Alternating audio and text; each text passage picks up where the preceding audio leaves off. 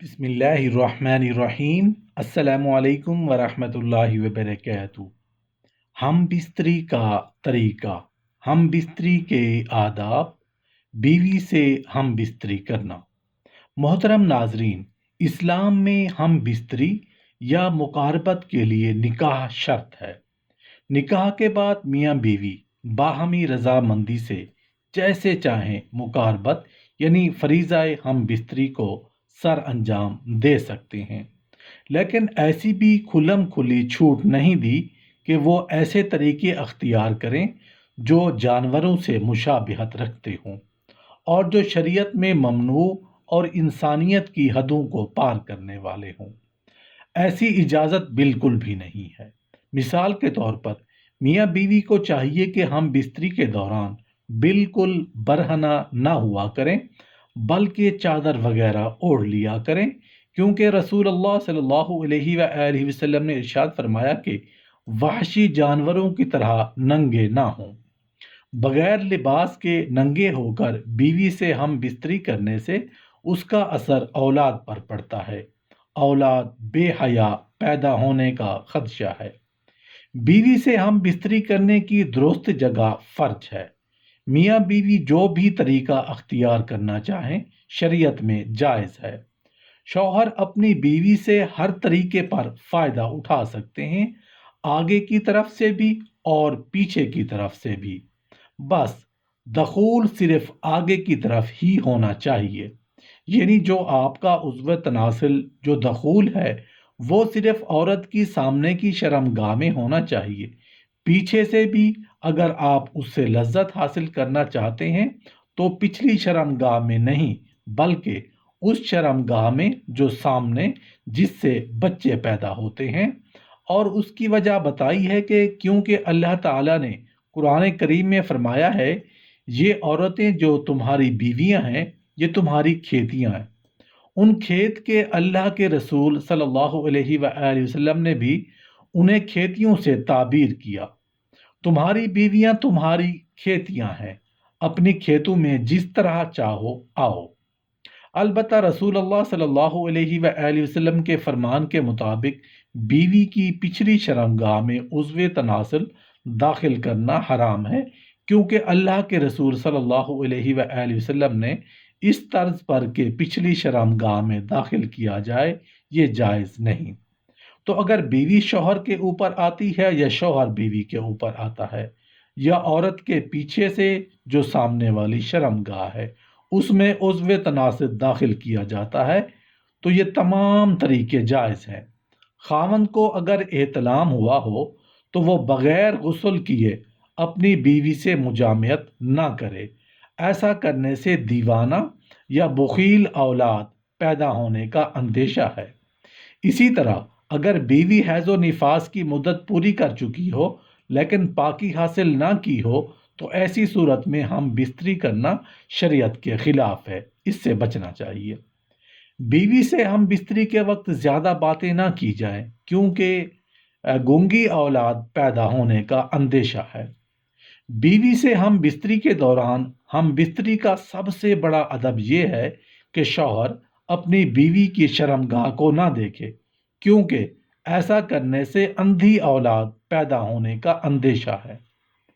بیوی سے ہم بستری کسی ایسی جگہ پر کی جائے جہاں پر کسی غیر کی نظر نہ پڑے، کیونکہ رسول اللہ صلی اللہ علیہ وآلہ وسلم نے ارشاد فرمایا، جو شخص پردہ میں چھپ کر بیوی سے ہم بستری نہیں کرتا اس کے پاس فرشتے علیحدہ ہو جاتے ہیں اور شرمسار ہوتے ہیں، البتہ شیطان قریب ہو جاتا ہے۔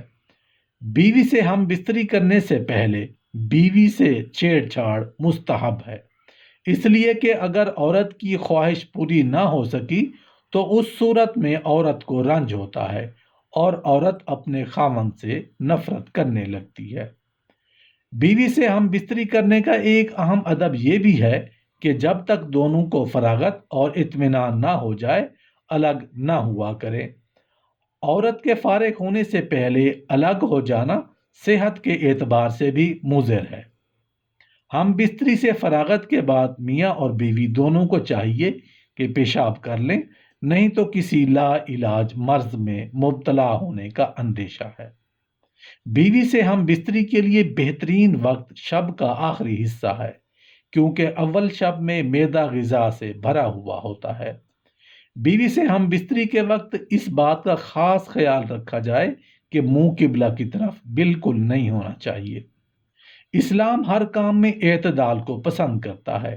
بہتر ہے کہ بیوی سے زیادہ ہم بستری نہ کی جائے کہ وہ عاجز آ جائے، اور نہ بالکل چھوڑ دیا جائے کہ میاں بیوی کی جنسی خواہش ہی ختم ہو جائے اور اعضاء سکڑنا شروع ہو جائے۔ بیوی سے مجامعت اور قربت کے بعد اپنے عضو کو دھو لینا چاہیے، اس سے بدن تندرست رہتا ہے، لیکن یاد رہے کہ ہم بستری کے فوری بعد ٹھنڈے پانی سے نہیں دھونے چاہیے، کیونکہ اس سے بخار ہونے کا بھی اندیشہ ہو سکتا ہے۔ بیوی سے ہم بستری سے فراغت کے بعد اپنے بدن کو نجاست سے دھو کر صاف کر لیں اور وضو کر لیں۔ بہتر ہے کہ جماع کے بعد جلد از جلد غسل کر لیا جائے، لیکن اگر کوئی مجبوری ہو یا آخر شب میں دوبارہ ہم بستری کا ارادہ ہو تو کم از کم فوراً وضو کر لینا چاہیے۔ بیوی کی مرضی کے بغیر کوئی خاوند ہم بستری کے بعد باہر انزال نہیں کر سکتا، البتہ لونڈی پر پورا اختیار ہے۔ حیض و نفاس سے فراغت کے بعد بیوی سے مباشرت جائز ہے، البتہ حیض و نفاس کے ایام میں عورت سے صحبت کرنا حرام ہے، اور اگر کوئی کر بیٹھے تو خوب توبہ کرنا واجب ہے۔ کسی خاوند کو 4 ماہ سے زیادہ بیوی سے علیحدہ رہنے کا اختیار نہیں، کیونکہ ایسا کرنے سے عورت کے لیے اس سے زائد مدت شوہر کے بغیر اس کی برداشت سے باہر ہو جاتی ہے۔ اگر کوئی خاوند اپنی بیوی کو ہم بستری کے لیے بلائے تو اسے فوراً حاضر ہونا چاہیے، خواہ وہ تندور پر ہی کیوں نہ ہو، کیونکہ حدیث پاک میں ہے کہ جس کا مفہوم ہے اگر کوئی مرد اپنی بیوی کو ہم بستری کے لیے بلائے اور وہ حاضر نہ ہو تو فرشتے صبح تک اس عورت پر لعنت بھیجتے ہیں۔ اگر کوئی شخص کی خوبصورت غیر عورت پر نظر پڑ جائے اور وہ اس کو اچھی معلوم ہو تو اسے چاہیے کہ گھر آ کر اپنی اہلیہ سے ہم بستر ہو جائے، تاکہ جوش شہوت ختم ہو جائے اور غیر عورت کی خواہش نہ رہے۔ اگر کوئی مرد شادی شدہ نہیں ہے یا اس کے پاس بیوی نہیں ہے تو شہوت غالب آ جائے تو اللہ تعالیٰ سے پناہ مانگے کہ یا اللہ مجھے اس گناہ سے محفوظ رکھ، اور مجھے اس شیطان سے جو کہ عورت کی شکل میں میرے سامنے آتا ہے۔ کسی مرد اور عورت کے لیے جائز نہیں کہ جو باتیں راز کی مرد اور عورت کے درمیان ہوئی ہوں ان کا اظہار غیروں سے کرے، کیونکہ رسول اللہ صلی اللہ علیہ وآلہ وسلم نے ارشاد فرمایا کہ ایسی باتیں کرنے والا یا کرنے والی کی مثال ایسی ہے جیسے ایک شیطان دوسرے شیطان سے راستہ میں ملتا ہے اور اپنی حاجت پوری کر کے چلا جاتا ہے، کہ حالانکہ آدمی اس کی طرف دیکھ رہے ہوتے ہیں۔